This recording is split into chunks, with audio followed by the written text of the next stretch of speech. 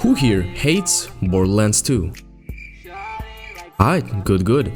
Now, who here loves Borderlands 3? Bro, do you even... Anyone else? Perfect, because today it's time for Tiny Tina's Wonderlands, a first-person looter shooter and tabletop fantasy board game set in the mythical land of Ireland.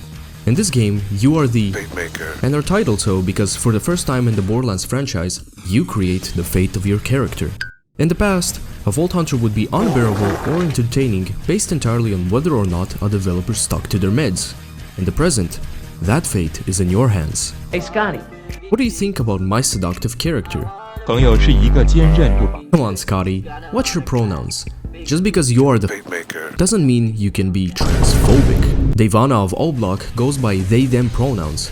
Please, be considerate with your speech, and be considerate with your choices, as there's many you can make when creating your personal bundle of untreated mental blessings, ranging from the appearance and personality of your character to their class synergies.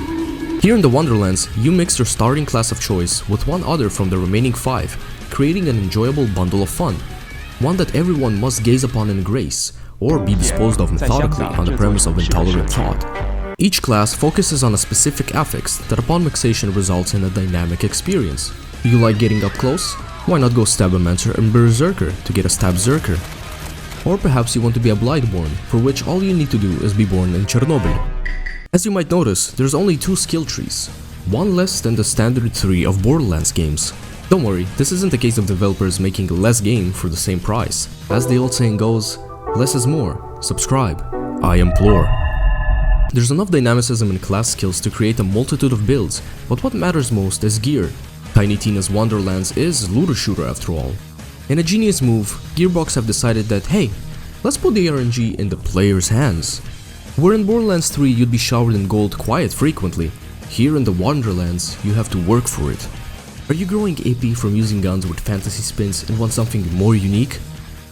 Are you infuriated that you have to use your left hand to cast spells instead of crafting smells? Well, all you have to do to get out of that hood is increase your luck. There's numerous ways you can go about it, the easiest of which is just stacking points into luck.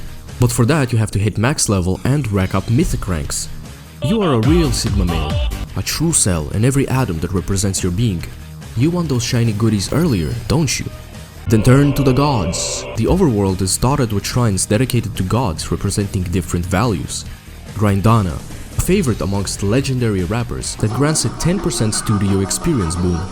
Throtus Ponchus, the patron of slapping your wife, popular amongst Serjuh subscribers thanks to that sweet crit damage bonus.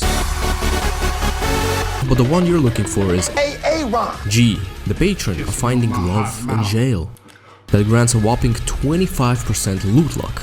To restore a shrine, you have to find its shrine pieces that usually lie in randomly generated rooms scattered across the overworld. If all that luck is still not enough, you can go ahead and collect dice in each location for a 3% increase per die and a whopping 35% increase for finding all the dice. 1 die per location would be too boring. Gearbox of course knew this, that's why you have roughly 20 per location, adding up to a total of 260 dice to be found. Now, instead of quests being responsible for the pacing of locations, the pacing is dictated by your desire for better loot RNG, in a game that is all about loot. Once you obtain every possible luck multiplier, you'll finally have the same chance of getting legendaries as you would by default in Borderlands 3. That's the epitome of Gearbox's genius. Are you ready for the epitome of their confidence? Tiny Tina's Wonderlands is a fantasy game. Any enemy or situation, no matter how bizarre, could be justified without much effort. For example, Tina dropped a Cheeto on the board and played it off as a meteor that is blocking your path lest you unlock it. With that much potential, you'd be wise to assume Tiny Tina's Wonderlands has a very diverse assortment of enemies, one that triples or even quadruples the one that was present in Tiny Tina's Assault on Dragon Keep DLC, but you'd be wrong. The vast majority of enemies you'll encounter are skeletons, zombies, pirates, or all 3. Gearbox knew they were onto gold with this never-seen-before enemy type. That's why they implemented them everywhere, as opposed to creating something uniquely specific to each area. They have done that to a degree with a location here and there, but mainly as a tool to make you miss the original zombie skeleton horde concept.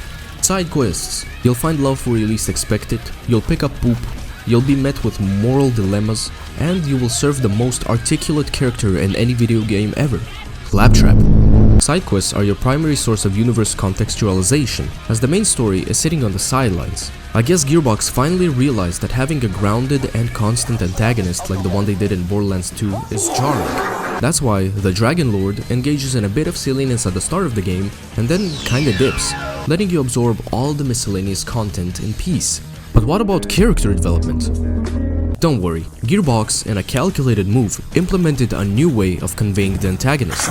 Instead of having a linear progression of character growth from the start to end of the campaign, you get all the necessary information that makes you feel or understand the antagonist in a long-ass cutscene that pops up right before you fight him. The most crucial part of any looter shooter is the endgame, and I must say, it's amazing here in the Wonderlands.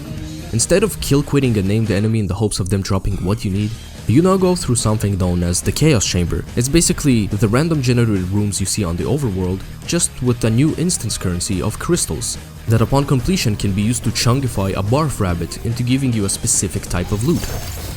There's a few formats you can choose: regular chambers, boss runs, or chaos trial to increase your chaos level upon completion. Within the chambers, you may also find secret raid bosses if you complete their puzzle, that is triggered by interacting with a hidden rune. These raid bosses are kinda disappointing, as they go for a bizarre, unique look, rather than just being comically large skeletons. Now, the DLC for this game is horrendous. My bad, Mr. Pitchford. What I meant to say is, the PLC for this game is amazing.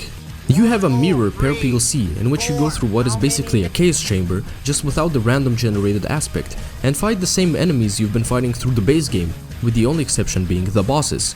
But why is it called a PLC, you might ask? Well, because the game was made during the Motorola sneeze, meaning Gearbox couldn't develop a full-scale DLC from the comfort of their home. That's why they're shorter than a Borderlands 2 Headhunter DLC, but cost 4 times the price.